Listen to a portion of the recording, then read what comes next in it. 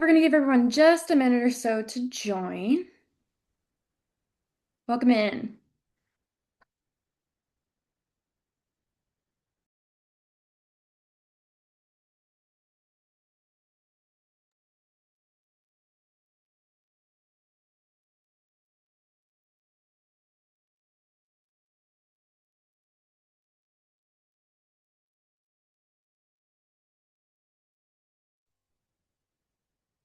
Hi, everybody. Welcome in. We're going to give it just a minute for everyone to join.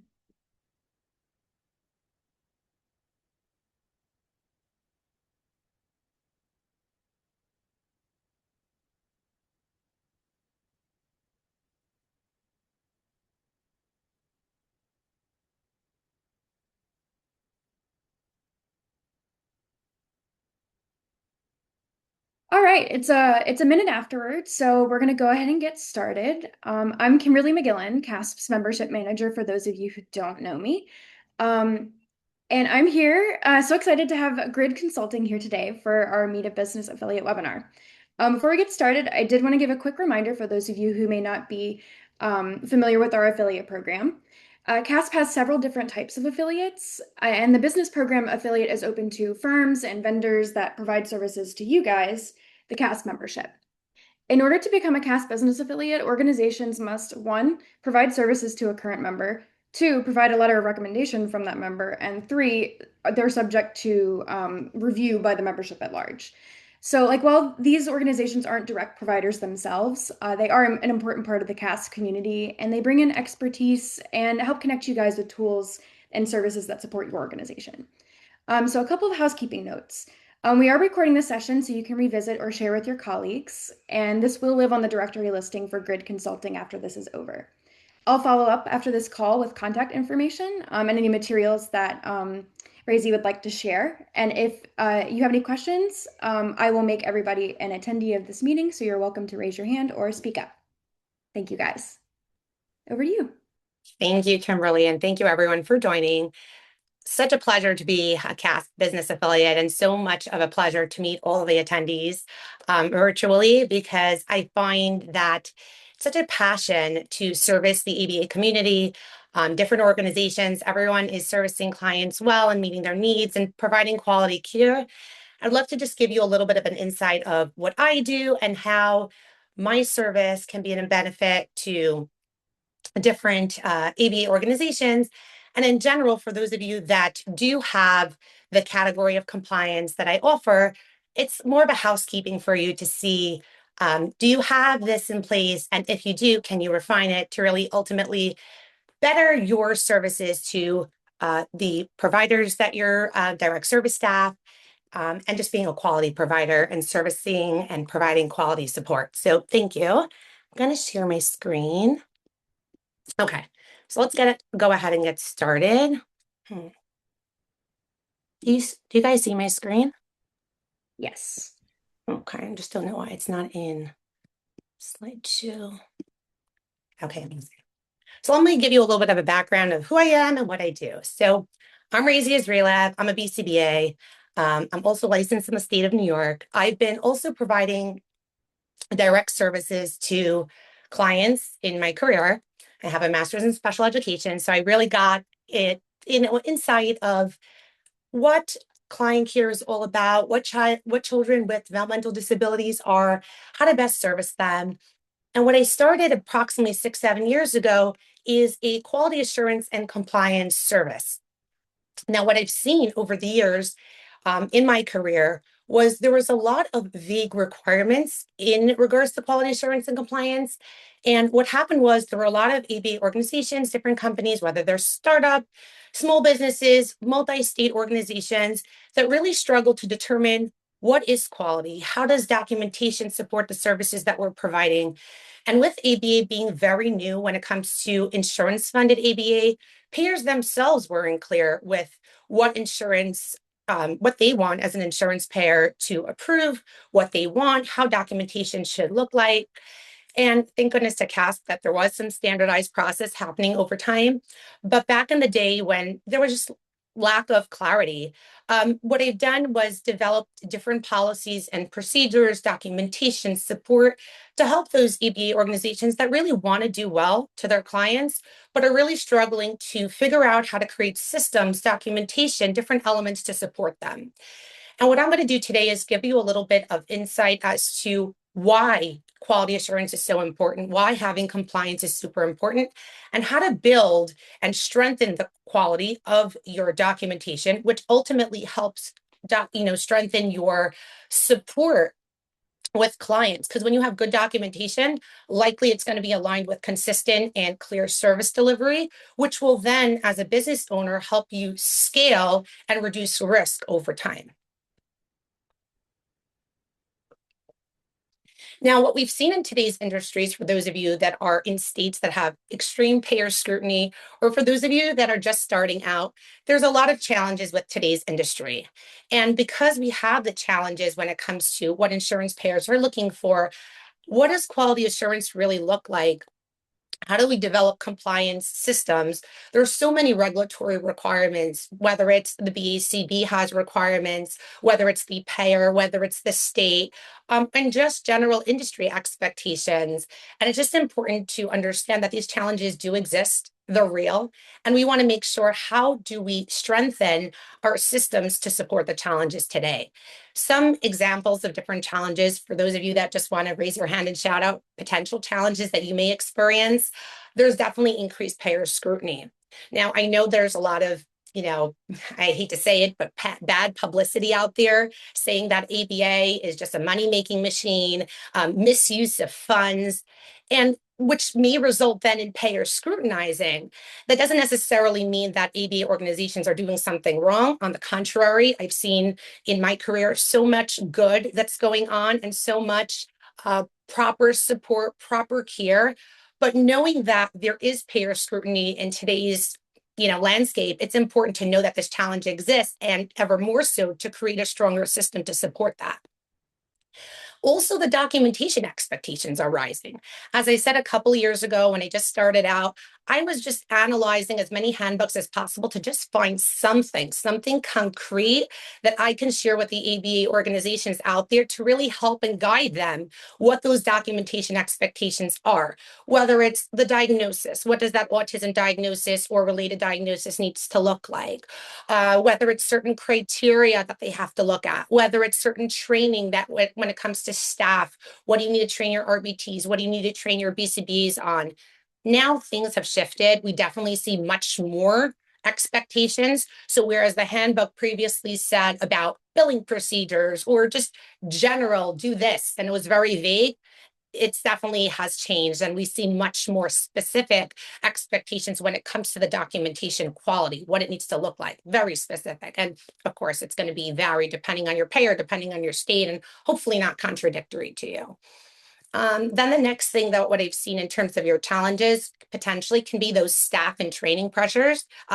So by show of hands, how many of you have that staff turnover often? And by the time you finally train your RBT, and making sure that they're properly trained in the variety of things that they need to, whether it's EBA, client-specific methodology that client needs, so the BCBA works hard to train them, general EHR navigation, whether they're not used to using a specific platform, and now all of a sudden you finally got them. They know all the parts. They know how to take data. They know how to do session notes. They know how to finalize the session notes with a signature. And then there's challenges because we have staff turnover and we need to start again, right? So this happens a lot. And then just to add to the mix, when the documentation changes when it comes to the payer, then you have to retrain your staff on everything that they know, which is super challenging. Then, on a positive note, as an ABA organization expands, hopefully to many different states, and trying to target the market and see how much they could expand that level of care to the underserviced population. Maybe there's not so many ABA organizations in a particular location. Then that factors into, okay, I have to retrain those new staff members. Potentially, those payer requirements are different. And now that I expanded, there's a lot of pressure on the existing quality assurance and compliance department to meet all those standards. So if you had an organization that was considered relatively small, and all of a sudden within the year, you take a step back and say, wow, we've grown. That means your quality assurance staff might be overloaded. And that's a challenge in creating a better system to support that large scale organization. And then we see those operational inefficiencies, which will impact margins. I've seen so many times that I've helped organizations establish a quality assurance procedure and the right staff trained on the right role, right expectations, proper checks and balances. And then what happens is whether there was poor communication, we thought the clinical director was doing, I was really quality assurance, it was really HR, whichever department, it created inefficiencies, which will then impact the margins because then you're spending a lot of money on certain roles and they might be duplicating and doing the same exact thing. So it's always important to see with that compliance system to take a step back and say, operationally, across all quality assurance, is it really done in the most efficient manner? And is it impacting my margins, whether I'm spending a lot of money, it's inefficient, it's taking too long till I'm getting paid, till I'm submitting that authorization, that denial letter, it can be challenging. Any questions, comments? Would love to see if anyone has anything to share. Would be glad to chime in on that. Now I'll just move on. We'll just do questions at the end. Different friction points that we often see as inconsistent documentation practices. Whether it was that the BCBA trained their RBTs because they thought they were supposed to on what data looks like, how session notes need to be finalized, the timelines, the expectations, and that organization said, wait 1 second, that's not your job, BCBA. I know you did it in your other organization. It's really the quality assurance department. Or sometimes as part of the hiring process, each army say, okay, so once I'm hiring you, let me tell you your job expectations and then start rambling off some quality assurance expectations, which can then result in inconsistent documentation because who's telling who what information could be contradictory. It can be inconsistent, which will result in the documentation being inconsistent, which can cause a lot of problems later down the road. Now, when it comes to reactive, I always train ABA organizations to just look out for it. Proactive is the way to go.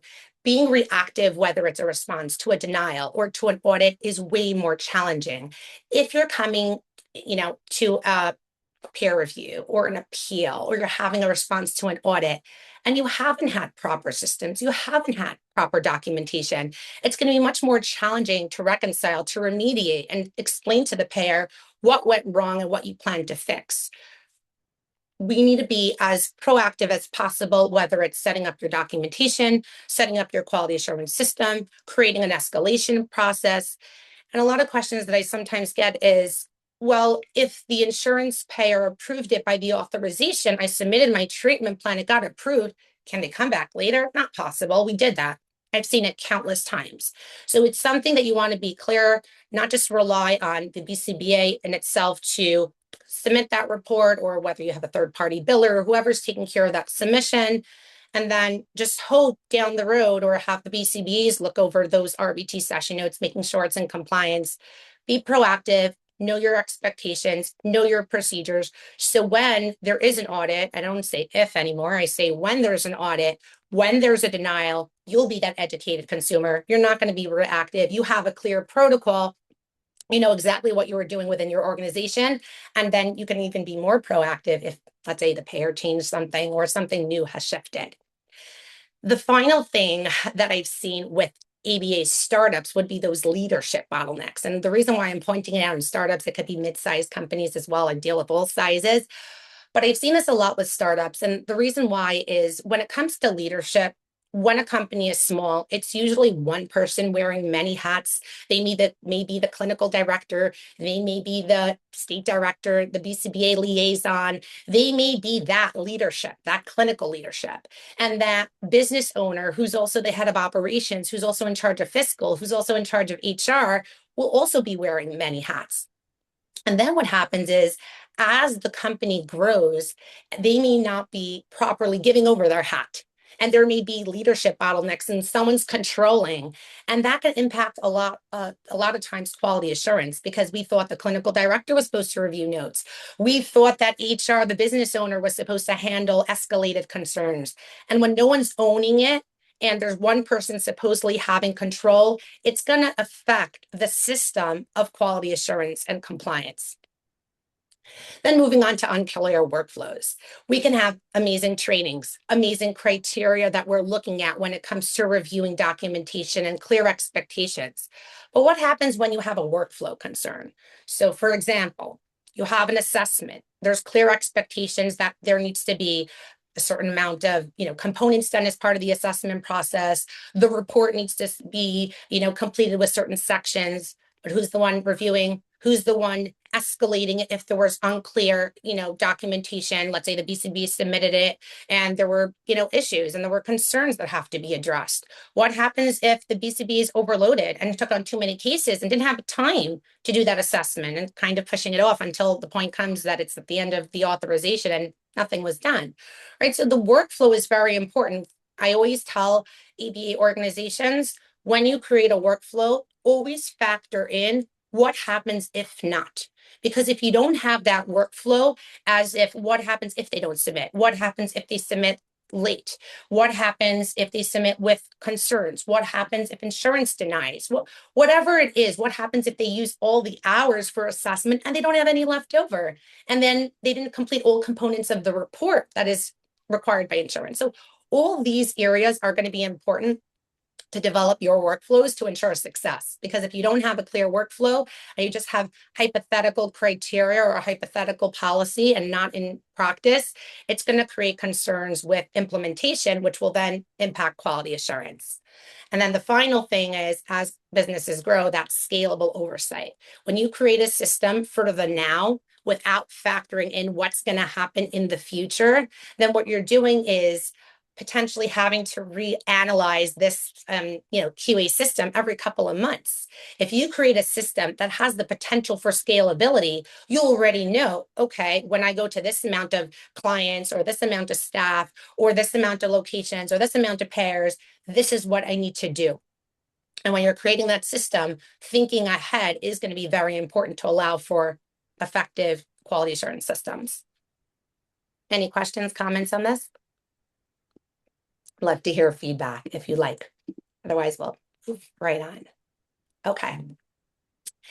Now, what we've seen success when it comes to those ABA organizations that were proactive and they built their QA infrastructure, starting out with that standardized process is definitely key. So I always tell ABA organizations, think ahead, build it out. How do you envision this? Okay, so having that standardized process, not in someone's head, written out on paper, because sometimes we have a great standardized process, but then we have an employee leave within the organization, and all of a sudden that process that seemed like was working is not going to work because it was all in someone's mind and not written down as a protocol. And it will help as the company expands. So this way you're not having one person do all roles, it's likely going to be multiple. And that will create that accountability. As you're writing out that process, you're going to say, who's owning the process? How many times I've seen, for example, session note review. Okay, so the provider was getting feedback with the session notes. Maybe they didn't have data or they had inconsistencies. And then what happens if the provider doesn't respond, right? What happens if they respond, I need a training? Who's owning the project? Even if it means that the person who's reviewing it may coordinate with each trainer if it's broken out that way, or may coordinate with someone else in terms of compliance. But even if they're going to communicate and collaborate with other people within the organization, there has to be accountability. Who's the owner? Who's responsible? What's those turnaround times looking like? We want to make sure that there is a consistent QA workflow. I've seen so many times situations where an ABA organization may just take a step back and say, listen, I trained them, I gave them feedback. Now they're good. As BCBA myself, but as the therapeutic service that we do, there's always a concept of a drift in implementation. So it could be initially they were trained, and over time, if they see that no one's looking at them, why bother? And sometimes it could be an unfortunate situation where an ABA organization, quality assurance operator, whoever it is, takes stock of it and says, wait, I thought I trained this provider 2 years ago. But 2 years ago is a long time for them to undo all good, behavior that they've had and made a shift.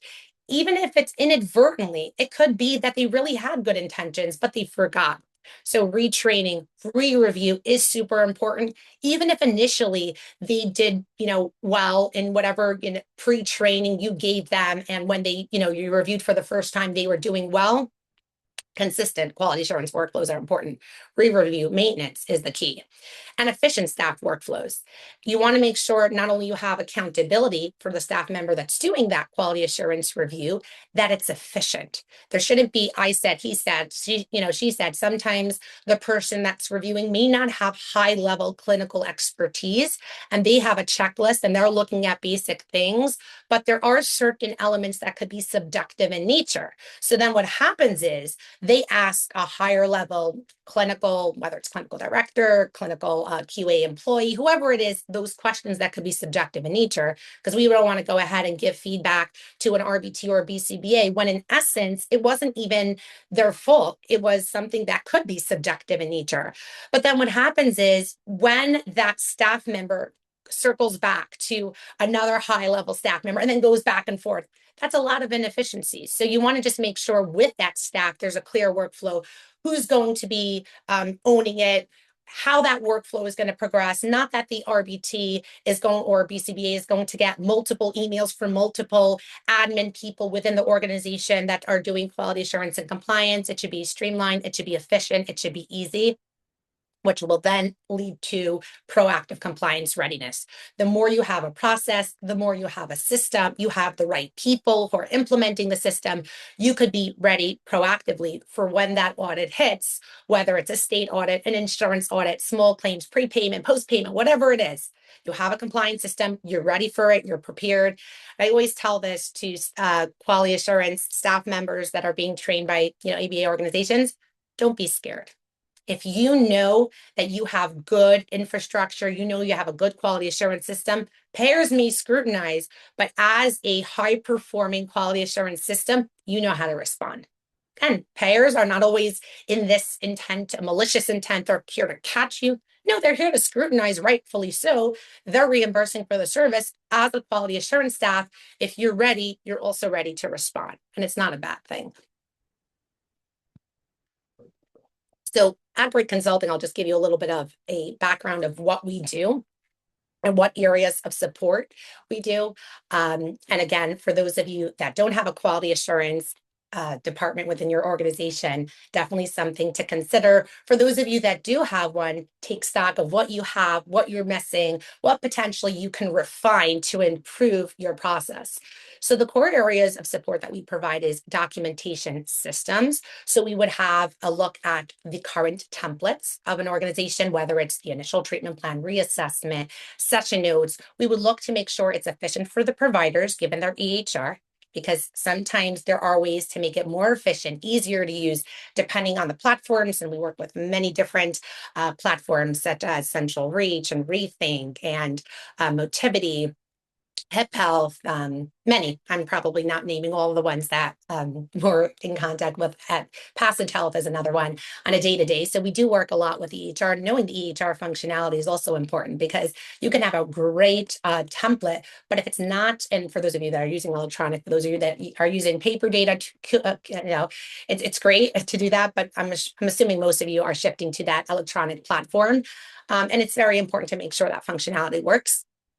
And we look at those, and we also make sure it's aligned to payer specific content. So just because you got a great template, you got something that works, maybe you're using the CASP template, which is amazing. You just want to make sure if your payer is asking for something unique, embed it, incorporate it. It's so, so important. And then we look at after that. So what we do is we'll either provide the actual field options or standardized language, or we'll create a new template if the template just needs to be reconstructed. We'll also make sure there is quality assurance criteria and a review process. And the reason why I differentiate that is you want to make sure that you're looking at specific elements. So when the report is looked at, what elements are we looking at? Clear, objective language. And then creating a process, which would be a system. So when the person does submit the report, who does it go to? When is the turnaround time? What does it have to look like? And again, Creating that process may be different for different organizations, depending on the size, depending on the infrastructure, depending on the clinical infrastructure also. Some organizations just have a clinical director. Some will have a clinical director with quality assurance staff, multiple quality assurance departments. So it really will depend. We'll also make sure that there's workflow optimization. So if we're seeing something with the clinical operational process, pertaining to any part of clinical operations, whether it's the onboarding of a client when it comes to making sure that there's any compliance regulations, the workflow. For example, you have a client and you have to get the insurance card and the intake forms, and there's certain consent forms that would have to be submitted, and making sure you get that timely with the right signatures and the right department. So there's a lot of different pieces that will help. And if we'll see any inefficiencies, we'll chime in and we'll try to support. Same holds true with the provider. Also making sure that they're getting trained with the necessary trainings at the right time prior to starting client services, and just looking at every clinical process, supervision policy, parent training policy, coordination of care policy, assessment policy, parent involvement policy, whatever you name it, whatever policy that will help with the clinical operations, making sure that it's airtight, making sure it's effective, and making sure that there's staff accountability systems as well. So even though we have a clear workflow, what happens to the staff on the ground, those RBTs and BCBAs that are doing an effective job for the most part? You want to make sure that that criteria is measurable. BCBA comes on board to you and you say, okay, you're a BCBA, and you may give them a contract, you may give them an offer letter, but what exactly is that accountability? What do they need to do? Who do they need to report to? At what point? So creating those competencies with accountability is the key. And then that leadership operational support. There always needs to be someone, a direct service provider, direct support, whether it's the direct service providers, maybe they'll have their BCBA or lead BCBA, but even internally, there always needs to be leadership that will help support to ensure an effective system. So those are the main areas that we will do to support ABA organizations. But you would think that, we have so many ABA organizations out there. It's not a one size fits all. Every organization has a unique infrastructure and they like things in a certain way. So we try to accommodate. And when you have those better systems, it's going to protect your revenue. You're going to have potentially less, denials. I can't say across the board, because I will not shout out those payers out there that will consistently have those denials, regardless of what proper infrastructure, but it will reduce that likelihood. It's going to decrease preventable documentation issues. Again, you have good documents aligned to your EHR functionality. It's payer specific. Likely, it's going to reduce those constant amendments, addendums, for those of you out there that constantly are busy with that. It's going to improve staff efficiency. They'll know what to expect, whether it's your front end staff, your back end staff, whether it's, the quality assurance or any other clinical operations. It's also going to reduce that leadership firefighting. Okay, we're always saying, okay, what are we going to do now? We had underutilization of supervision. Payer asked for it. Now what do we do? Or maybe payer doesn't ask for it, but now what do we do? Okay, BCBA was overwhelmed. So many cases. They didn't get to parent training. Parents are complaining. Now what do we do? Didn't do the assessment on time. Now what do we do? Data's all over the place. What do we do? So again, these are just common things that I see all the time. And when we create a better system, you're not worrying about the next thing all the time. You already have a system for all these pieces, and you can just refer to them, follow it, maybe refine it over time, but it's there, which will then strengthen your margins. You're going to have much more streamlined operations. It's going to be more efficient. Now, when I look at a system, it's assess. So what I would do is a deep dive into an organization saying, okay, tell me about your states and payers. Tell me about the size of your operations. Tell me who's part of your operations. Then I'll prioritize, because oftentimes when an organization will come to me, they just have so much on their plate. They want to do everything at once. They want to create a review system. They want to have audit readiness. They want to update their intake forms. They want to update their policies. I'll prioritize. And when I prioritize, I'll prioritize for the organization depending on what is the biggest risk out there if you don't start with this first. And sometimes it will differ from the organization's preference. And that's where we'll have a meeting. We'll often go over the potential concerns that they have and the potential services that they want. And we'll prioritize and say, this you'll do now, and the next one you'll do the next quarter, or the next one you'll do in the next couple of weeks. And the reason why we do that is when we do too many system changes at once, you're not going to have an effective system. I've seen so many times that we're trying to, do everything. We want to perfect our intake forms. We want to do the quality assurance system, both for session notes and for reports and for program books. your staff can't handle it. It's going to be too much. So I would rather see a sustainable system, build it, train the staff on it, and sustain, and then we can move on and do the next piece. I always tell the organizations that come to me, I'm not running away. I have a team of many capable staff, and we will take care as the needs progress and as we see the sustainability of that system that was created. And it's fascinating to see how many times when the organization with the right patients, with the right supports, they're able to own quality assurance. And my firm belief, what I've told many ABA organizations out there, quality assurance needs to remain in-house. As much as you want to say, third party, take care of it for me, if the RBTs and BCBs see that just like I'm signing your paycheck, I care about the quality of your notes.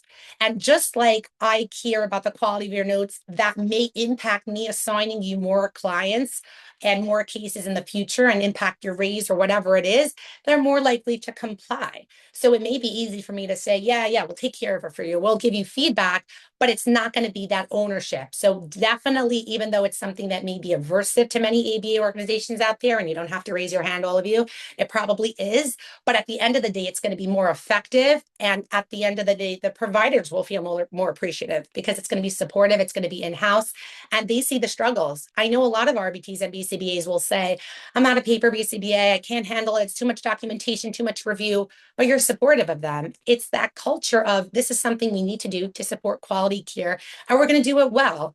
And when it's done in-house, they'll see that message, they'll see that culture, and they're more likely to have that level of buy-in, which is very important.